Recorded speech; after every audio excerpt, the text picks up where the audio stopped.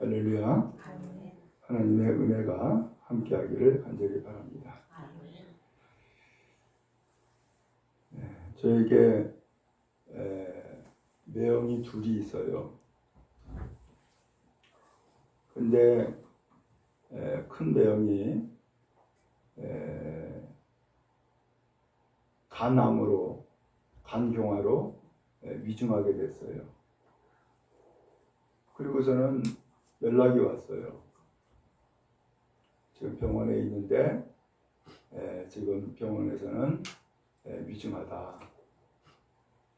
그래서 당시 서울대학병원으로 갔어요.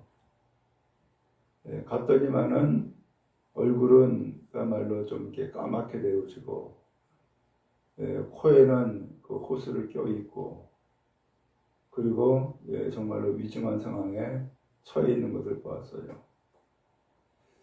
근데 그때에 마음에 감동이 생기더라고. 그 감동이 생기는데 이 매형에게 예수 복음을 전해야겠구나 라고 하는 감동이에요. 그래서 결국은 예수 복음을 전했어요. 그리고서 며칠 있다가 세상을 떠났어요. 이 보니까는 하나님이 이 전도하는 마음을 주시더라고요. 마음. 또 둘째 누나가 결혼을 해서 저 서울의 개봉동에 살았었어요. 근데 그때가 제가 고등학교였는데 그 둘째 누나에게도 복음을 전해야겠다라고 하는 감동을 주었어요. 그래서 버스를 갈아타고 개봉동까지 가가지고서 예수 믿으라고 교회 다니라고 전도를 했어요. 그랬더니 결과적으로 그 누나가 예수를 믿고 매형도 예수를 믿고 그리고서 교회의 권사로 장로로 임직받고 이제는 은퇴했어요. 이 보니까는 전도가 전도하도록 마음에 감동을 주시더라고요. 여러분 우리가 전도 그러면은 마음에 부담이 좀 있죠. 아이고 나도 예수 믿는 거 힘든데 무슨 전도야 그런 생각을 할 수도 있고 나는 전도할 줄 몰라 라고 할 수도 있고 근데 이 전도를 하는데 무엇보다도 필요한 것은 하나님께서 주시는 감동이 있더라고요. 그래서 나는 알지 못하고 나는 부족하고 나는 믿음도 연약하지만 하나님이 나를 통하여서 전도하게 하는 하나님의 감동이 있더란 말이죠. 여러분도 신앙생활 하면서 그런 감동이 느껴질 때가 있습니까? 그렇다면은 하나님이 주시는 감동대로 행하시기를 바랍니다. 그 감동하실 때에 그 때를 놓치면은 그 다음에 또 전도할 마음이 사라져 버려요. 전도를 못하게 되죠. 성경에도 보니까 예수님이 누구의 전도를 받으시는 것이 아니더라고요. 예수님은 스스로를 전하셨어요. 내가 그리스도다. 내가 하나님의 아들이다. 나는 세상을 구원하러 왔다. 예수님은 스스로 전하시는 거예요. 그런 것처럼 오늘날은 그 주님이 우리에게 감동을 주어서 내가 알고 있는 것, 내가 경험한 것, 그리고 하나님께서 깨닫게 하시는 것, 이걸 총동원해서 전도하게 하시는 거예요. 그럼 여러분, 전도하는 성도 되어지기를 간절히 바랍니다. 왜 나로 예수를 믿게 만들었을까? 거기에는 하나님의 뜻이 있었죠? 나를 예수 믿게 만드신 이유는 내가 예수를 믿고 구원받도록 하나님의 백성이 되도록 하시는 것이 하나님의 뜻이었던 거죠. 근데 내가 구원받고 하나님의 백성이 되는 것으로 끝나는 것이 아니라 주님은 우리에게 그 이상의 계획을 가지고 계신 거예요. 그 계획이 뭐예요? 전도예요. 그래서 사도행전에도 보면은 볼지어다 내가 세상 끝날까지 너희와 항상 함께 있으리라 라고 말씀하셨고, 마태복음 마지막 절에서도 아버지와 아들과 성령의 이름으로 세례를 베풀고 라고 말씀했어요. 세상에 나아가서 전도하라는 거예요. 전도. 사람도 태어나서 성장을 해요. 성장을 하는데 어린아이 시절이 있고 점점 자라서 이젠 어린이 시절이 있고 그 다음에 청소년 시기, 청년 시기가 되죠. 그리고 나면은 그 다음에 어떻게 돼요? 결혼하게 되죠. 결혼하면은 그 다음에 어떻게 돼요? 자녀를 낳아요. 이게 사람 살아가는 아주 자연스러운 이치예요. 그런 것처럼 하나님께서는 온 세상을 구원하기를 원하시는데 온 세상을 구원하여 하나님의 나라를 만드시고 하나님의 백성이 되게 하시는 것이 하나님의 뜻인데, 그러기 위해서 하나님은 최초의 사람을 선택하시는 거예요. 그래서 창세기 12장에 보면은 그 사람이 누구였어요? 아브라함이었죠. 근데 아브라함 한 사람을 선택을 하셨는데 그 아브라함으로 끝난 것이 아니라 아브라함에게 주신 약속과 그 은혜가 그의 아들 이삭에게, 또한 그의 손자 야곱에게, 그리고 더 나아가서 그의 후손 이스라엘 백성들에게 전파가 되더니 이제는 세상 끝까지 전도가 되는 결과를 가져왔죠. 이게 하나님의 계획이고 하나님의 뜻인 거예요. 그러면 여러분의 가정에서도 최초로 예수를 믿은 사람이 있을 거예요. 그 최초로 예수를 믿은 사람은 그 가정의 아브라함이에요. 그 아브라함이라는 그 사람을 통하여서 이삭에게, 야곱에게, 그리고 12 자손에게 전파되고 증거가 됨으로써 결국은 온 가족이 예수 믿고 구원을 받기를 원하시는 거예요. 바라기는 그 은혜의 길로 모두가 나갈 수 있기를 주님의 이름으로 축복합니다. 자, 그러면 문제는 전도를 나도 했으면 좋겠는데 어떻게 전도합니까? 그러한 곤란함이 우리에게 있기도 하고 의문이 있기도 하죠. 그래서 오늘 성경을 함께 나누고자 하는 거예요. 전도를 하는데 가장 먼저 우리의 마음이 중요해요. 우리의 생각이 중요해요. 오늘 우리의 마음이 사람을 바라볼 때에 무엇을 봐야 되느냐? 외모를 보는 게 아니에요. 그의 학력이나 재산 상황을 보는 게 아니에요. 그의 마음이 무엇을 보느냐? 한 영혼을 보는 거예요.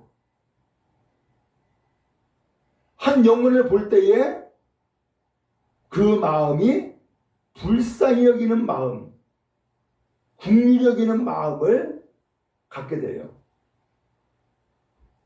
그게 필요해요. 예수님께서도 많은 사람들을 만났어요. 근데 많은 사람을 만날 때마다 예수님이 가지고 계신 마음이 있었어요. 그게 뭐였어요? 불쌍히 여기사. 이 불쌍히 여기는 이 마음이 있을 때에 비로소 거기에 기적도 나타나고 거기에 복음이 증거되고 영혼 구원의 결과를 맺게 되는 거죠. 이 영혼을 생각하지 아니하고 외형의 모습으로 사람을 바라보면은 그 사람과 내가 어떤 관계를 이루느냐? 비교가 되어져요. 저 사람은 나보다 잘났어. 그렇기 때문에 굳이 전도할 필요가 없어지는 거예요. 저 사람은 돈이 많아. 그러면서 돈을 부러워하면은 그 사람은 전도의 대상이 아닌 거예요. 그런 것처럼 우리 사람은, 특별히 믿는 사람은 전도하고자 한다면은 외형을 보는 것이 아니라 뭘 보는 거라고요? 그의 내면, 영혼을 보는 거예요.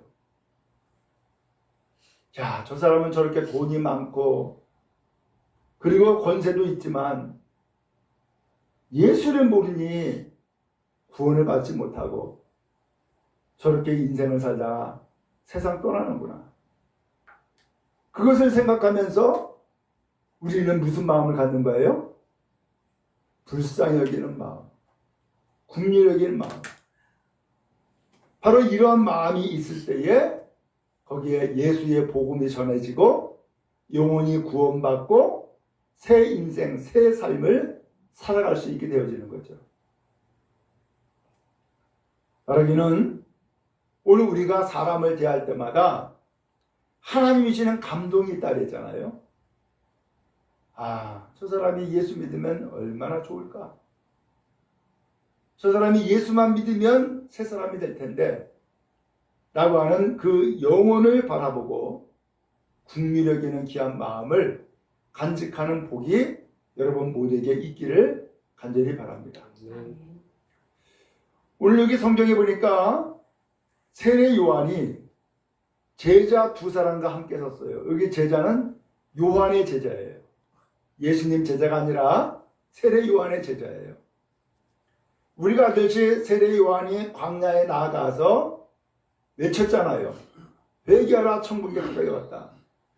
그때에 이 광야에 많은 사람들이 이 요한을 따른 거예요.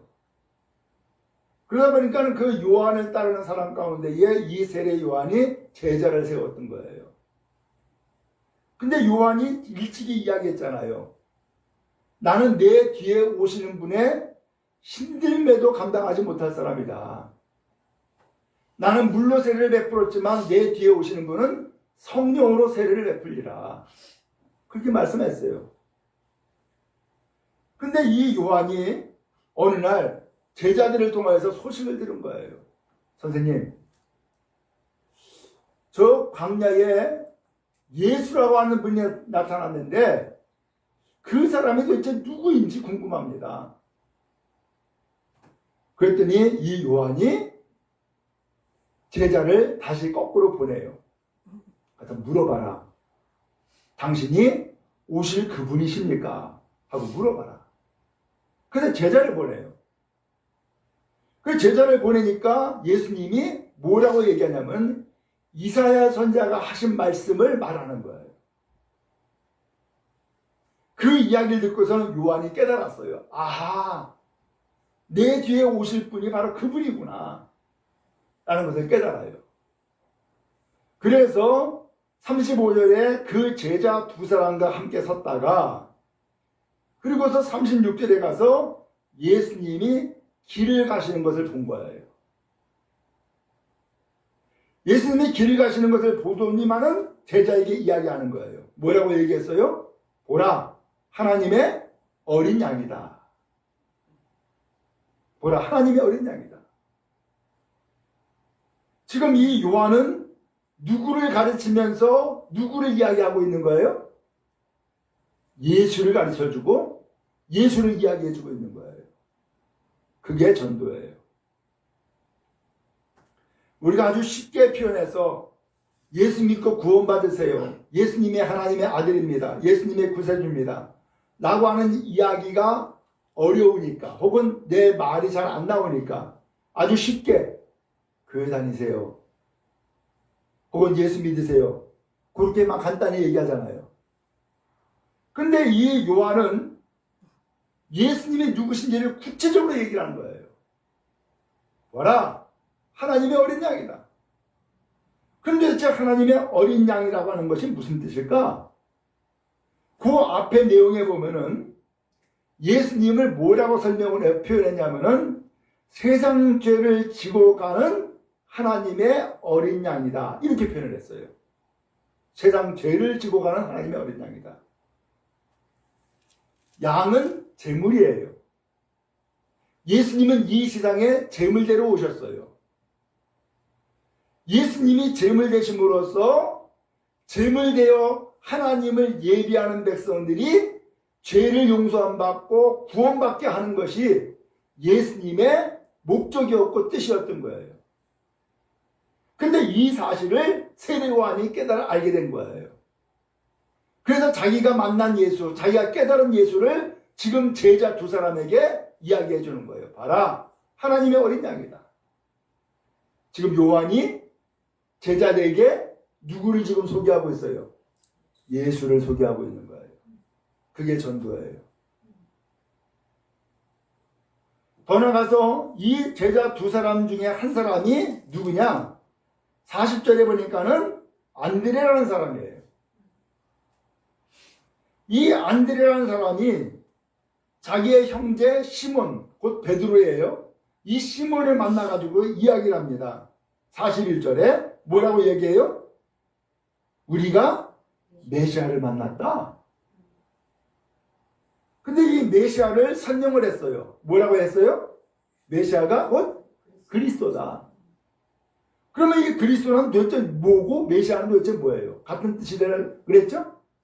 한마디로 표현하면은 구원자다라는 거예요. 구원자. 오늘 이 안드레도 자기의 형제 시몬에게 누구를 지금 소개하고 있어요? 예수를 소개하고 있는 거예요. 메시아를 만났습니다. 그리스도를 만났습니다. 내가 구세주를 만났습니다. 라고 예수를 소개하는 거예요.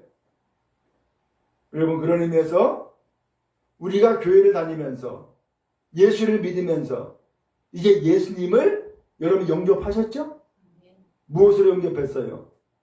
내 인생의 구세주로, 내 인생의 주인으로 모셨단 말이에요.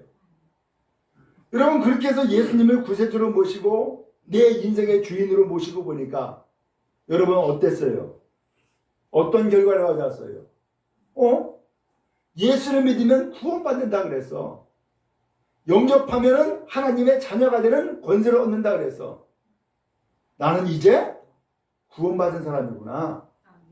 나는 이제 하나님의 자녀가 되는 권세를 얻었구나. 라고 하는 것을 뭘로 알 수 있어요?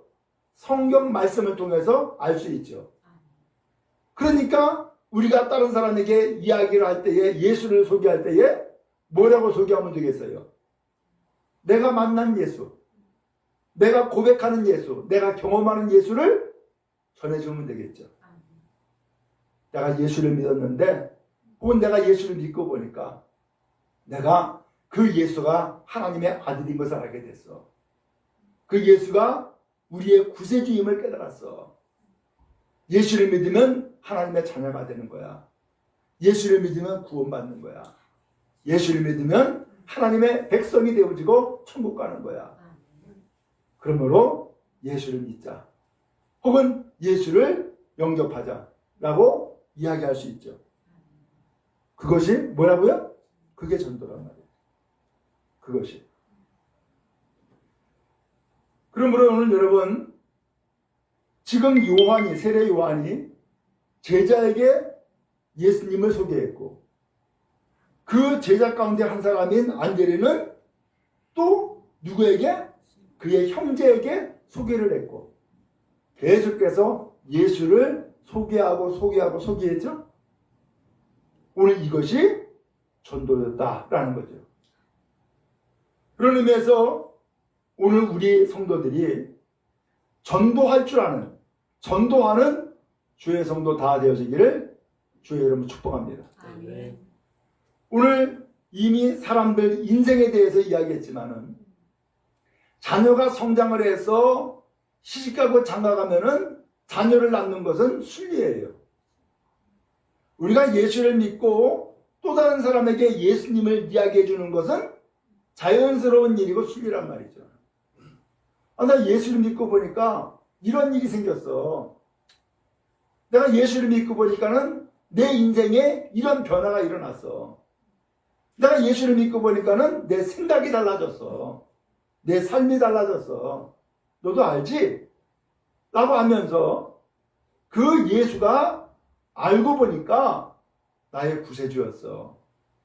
그 예수가 하나님의 아들이었고 그 예수가 나를 구원하신 구원자였어. 이것을 이야기해 주는 것. 바로 이것이 뭐다? 전도다. 라는 것을 기억하시고 여러분 전도하는 사람, 입을 열어 예수님을 소개하고 이야기하는 우리의 성도 다 되어지기를 주의 이름으로 축복합니다. 아멘. 나는 지금까지 예수 믿으면서 한 번도 전도해보지 않았어. 그건 자랑 아니죠? 이제는 전도하는 것이 정상이고 자연스러운 거예요. 마치 시집가고 장가가면은 자녀를 낳는 것이 자연스러운 일인 것처럼 자연스러운 일이란 말이죠. 그러므로 하나님은 이 전도를 통하여서 세상 끝까지 전도해서 구원에 이르게 하시는 것이 하나님의 계획이에요. 그러므로 전도하는 여러분 다 되어지기를 주의 이름으로 축복합니다. 그 다음에 또 한 가지는 이렇게 해서 이제 이 안드레가 시몬을 만나서 소위 말하면 내가 메시아를 만났다 하면서 전도했어요. 근데 전도한 것으로 끝나지 않고 그 다음에 42절에 보니까 어떻게 했어요? 데리고 예수께로 오니. 누구한테 왔다고요? 예수께로 왔다는 거예요. 예수님 앞에 데려다 놓은 거예요. 예수님 앞에. 오늘 여러분 전도는 예수님을 소개하는 것이지만 거기에서 한 걸음 더 나아가서 예수님께로 데리고 나오는 발걸음 되어지기를 축복합니다. 그럼 예수님께로 데리고 나오는 것이 뭘까? 곧 교회 다니는 거예요. 교회 나오게 하는 거예요. 왜? 하나님은 이 전에 계신다 그랬잖아요. 그리고 하나님은 이 전에서 예배를 받으시잖아요. 그러므로 그 하나님이 또 다른 표현으로는 주님, 곧 예수님이란 말이죠. 그러므로 예수께로 왔다라고 하는 것은 하나님께로 나온 거예요. 하나님께로 인도하는 것, 바로 이것이 무엇보다도 중요하고 필요해요. 우리는 몇 년 전에 코로나 시기를 만났어요. 코로나 시기를 만나니까 세상에 교회 가지 말래. 모이지 말래. 이게 말이 되냔 말이에요. 물론 전 당연히 교회 가지 말아야지 라고 하는 생각을 가지고 말하는 사람도 있어요. 근데 저는 그 생각에 반대예요. 왜냐? 하나님을 예배하는데 마음으로만 예배할 수 없단 말이에요. 마음으로만. 구약시대 때도 보면은 성전이 예루살렘에 있어요. 그러니까 예배를 드리는데 몇 날 며칠 걸려가지고 그리고 하나님 앞에 바칠 제물 끌고 와서 하나님을 예배하는 거예요. 그게 예배였어요? 구약시대 때의 예배였어요? 예수님도 12살이 되니까 성전에 나갈 수 있는 나이가 됐어요. 그럼 부모님에게 이끌려서 어디 갔어요? 성전에 갔잖아요. 그렇죠? 거기에서 누구 만났어요? 하나님 만났어요. 그래서 예수님이 뭐라 그래요? 이 예수님을 부모가 잃어버린 거예요. 당연히 따라올 줄 알고 있었는데 잃어버렸어. 그래가지고선 거꾸로 예수님을 다시금 되찾으려고 성전에 왔어요. 성전에 와보니까는 예수님이 성전에 있는 선생님들이랑 이야기를 나누고 있는 거야. 깜짝 놀랐죠. 그래서 예수님에게 얘기했죠. 아이야, 너 왜 여기 있냐? 그랬더니 예수님이 뭐라 그래요? 내가 아버지 집에 있어야 될 줄을 모르셨습니까? 라고 되물어요. 누구 집이라고요? 아버지 집이래. 이게 무슨 소리예요? 그 성전에서 그 랍비들과 함께 이야기를 나누면서 하나님을 만났다는 얘기예요. 하나님이 나의 아버지가 되셨구나라는 것을 깨달았다는 거예요. 여러분, 그래요? 교회를 왜 나와야 되느냐? 하나님을 만나기 위해서. 교회를 왜 나와야 되느냐? 하나님을 예배하기 위해서. 교회를 왜 나와야 되느냐? 하나님의 말씀을 듣기 위해서. 그러므로 교회에 나오는 것은 당연한 일이에요. 예수 믿는 사람이 교회를 안 나간다? 그럼 믿는 거 아니에요. 예수를 믿는 사람이 교회를 나와서 하나님을 예배하는 것은 아주 지극히 당연한 거예요. 마치 학생이 어딜 가야 돼요? 학교를 가야지. 그게 정상이지. 학생이 학교를 안 나가면은 그 학생 아니죠. 그런 것처럼 예수를 믿는 사람이 교회를 나가는 것, 하나님을 예배하는 것은 당연한 일이란 말이에요. 실과 바늘이에요. 정상적인 것이고 지극히 당연한 일이에요. 그런데 이 교회를 나오는 것을 등한히 하거나 게을리하는 것은 아직 믿음이 제대로 서지 않은 거예요. 그럼 여러분, 이제 전도가 무엇이냐? 예수께로 나오는 것이구나. 예수께로 데려 나오는 것이구나. 라는 것을 기억하고 하나님 앞에 나아가기를 힘쓰는 성도 여러분 다 되어지기를 주의 이름으로 축복합니다. 아멘. 전도하다 보면은 전도를 이상스럽게 전도한 사람을 닮아가요. 그렇죠? 전도한 사람을 닮아가. 그래서 전도한 사람이 뭐라고 행동하는지, 뭐라고 말하는지 절대적인 영향을 받아요.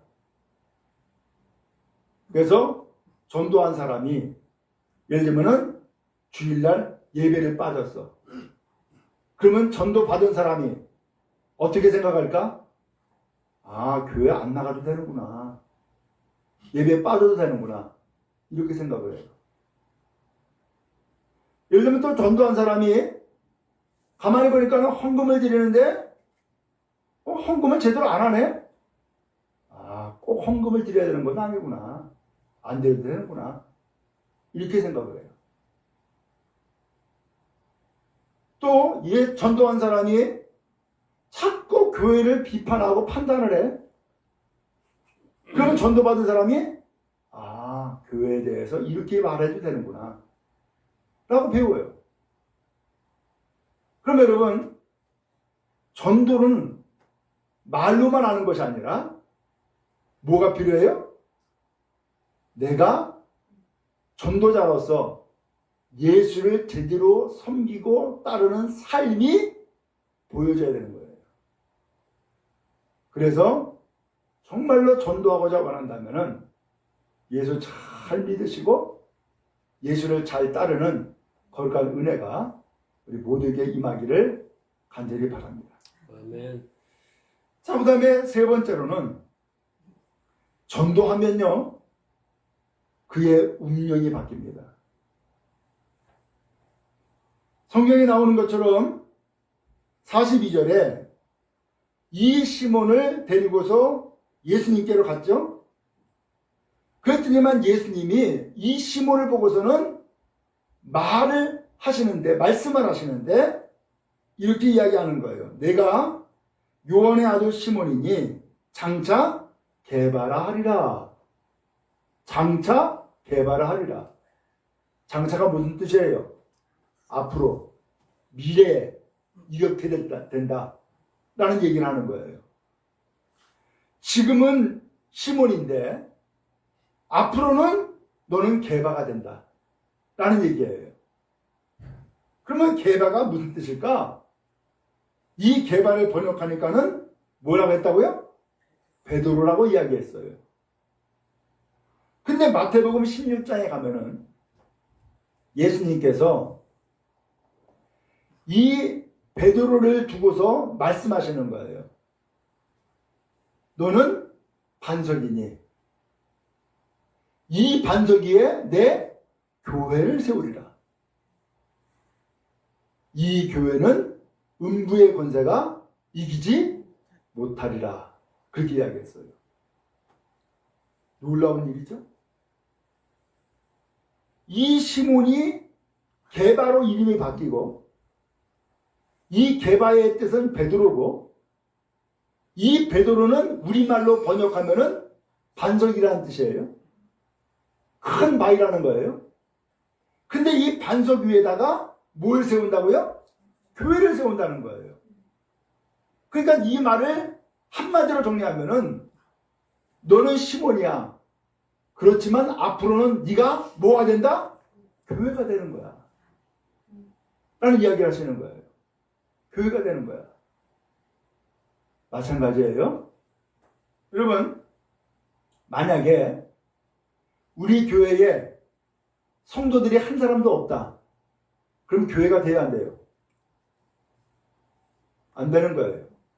왜? 교회는 건물이 아니에요. 교회는 사람이에요. 어떤 사람이냐? 하나님 앞에 선택받은 사람. 주님 앞에 부름받은 사람. 예수님을 믿는 사람. 바로 이 사람이 구성된 것이 교회인 거예요. 그러므로 이 성령 꿈의 교회라고 하는 이 건물 없어도 돼. 이 건물은 없고 사람들만 모여있다. 교회예요, 교회 아니에요? 그게 교회예요. 초대교회가 그랬어요.